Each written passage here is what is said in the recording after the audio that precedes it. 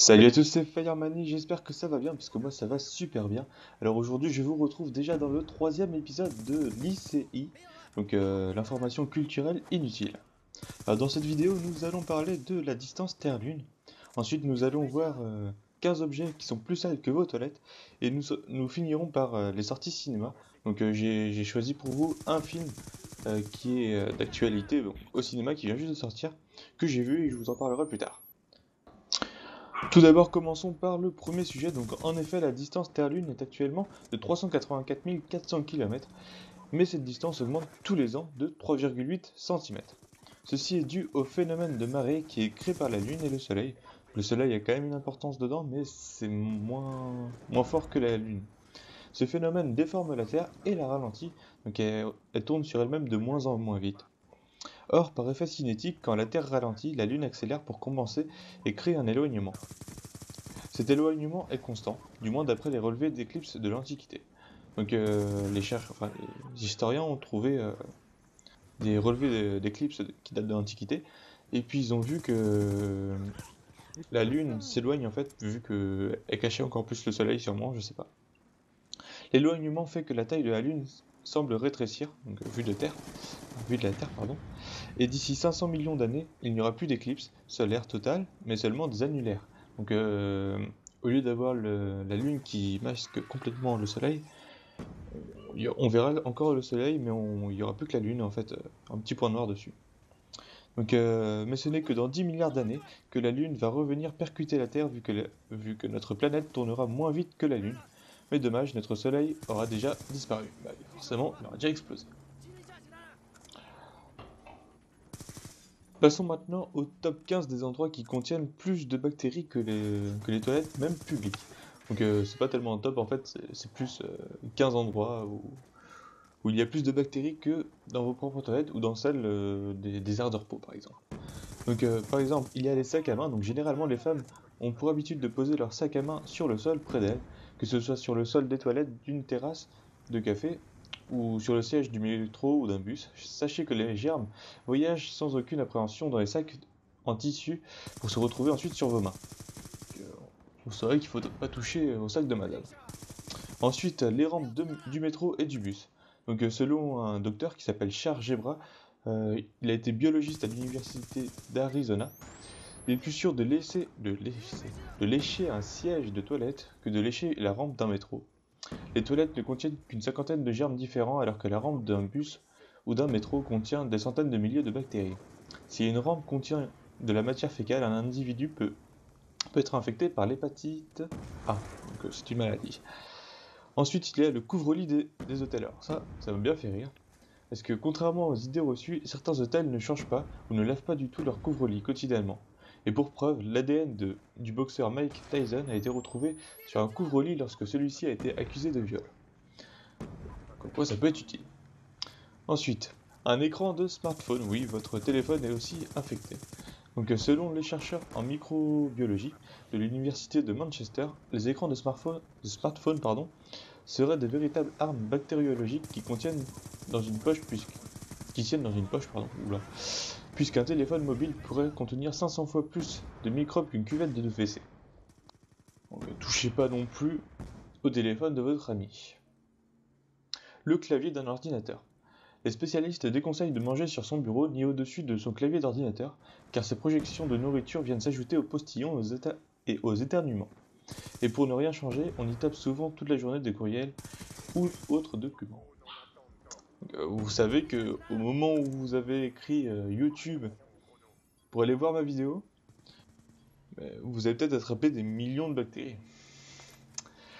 Sinon, nous avons le pavé numérique des distributeurs de billets. Donc, d'après une étude américaine, les pavés numériques des distributeurs de billets peuvent contenir d'une bactérie nommée Bacillus cereus, donc du latin, capable de provoquer sur nous des symptômes semblables à ceux d'une intoxication alimentaire. Juste en allant chercher des billets, vous pouvez avoir une intoxication alimentaire, c'est génial. Le téléphone de bureau en 2004, une étude a démontré qu'un téléphone de bureau qu'on utilise en entreprise contient en moyenne 25 127 germes différents.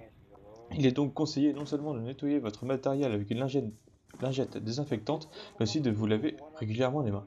Ça, on a vu plusieurs même pubs passer à la télé, vous avez même des affiches dans les écoles, dans les lycées, même des fois sur les arrêts de bus et tout.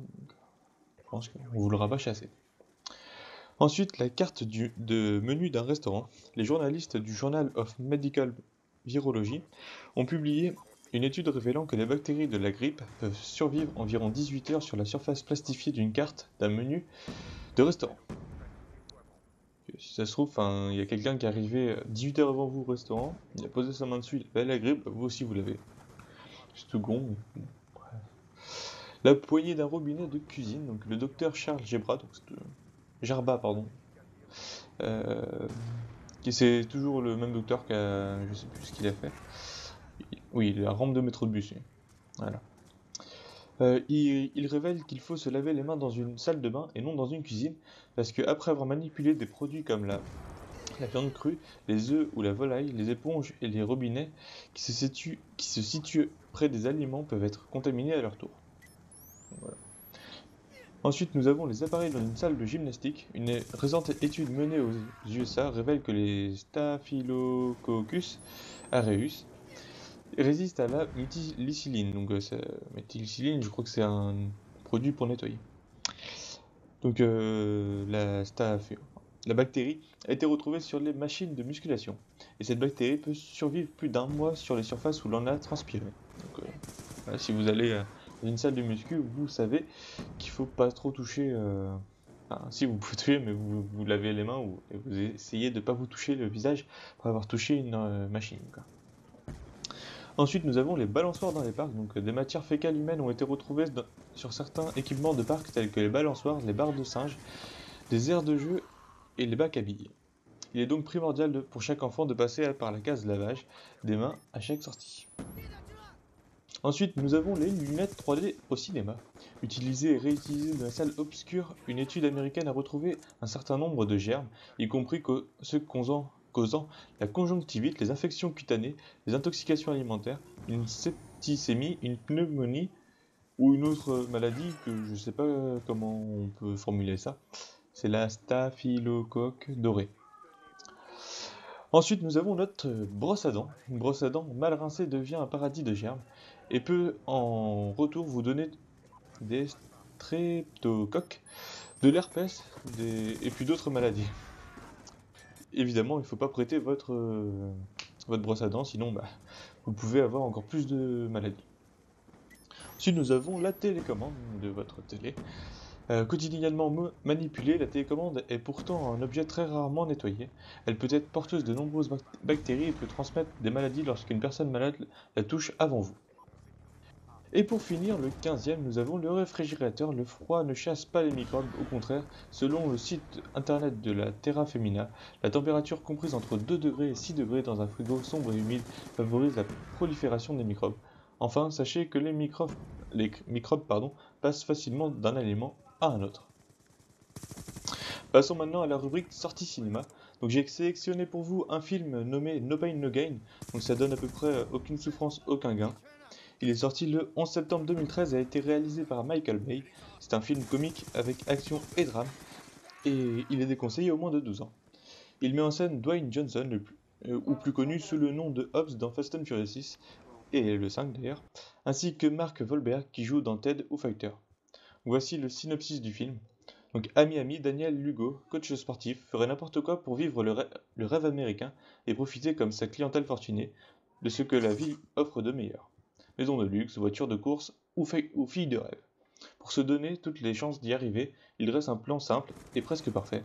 Enlever un de ses plus riches clients et lui voler sa vie.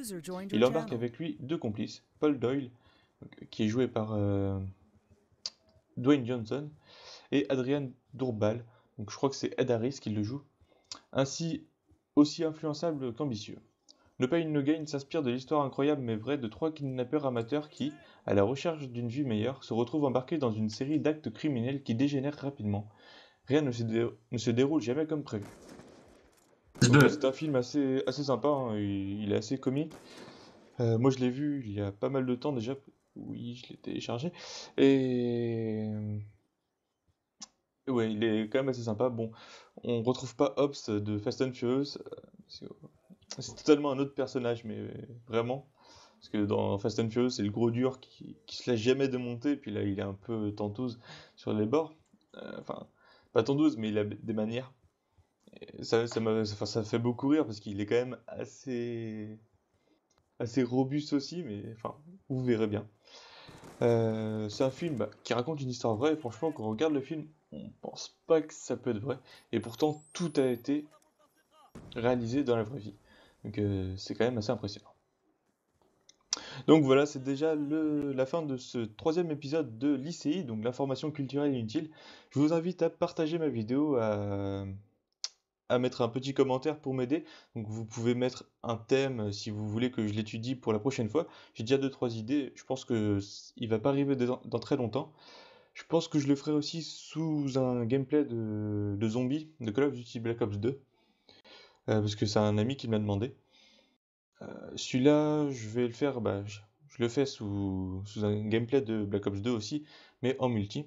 J'espère qu'il vous a plu. Bon, c'est pas une extraordinaire partie, mais bon, c'est toujours un gameplay. Donc n'hésitez pas à partager cette vidéo, j'essaierai de poster cette vidéo sur les chaînes communautaires. Sur ce, je vous dis ciao, bye bye.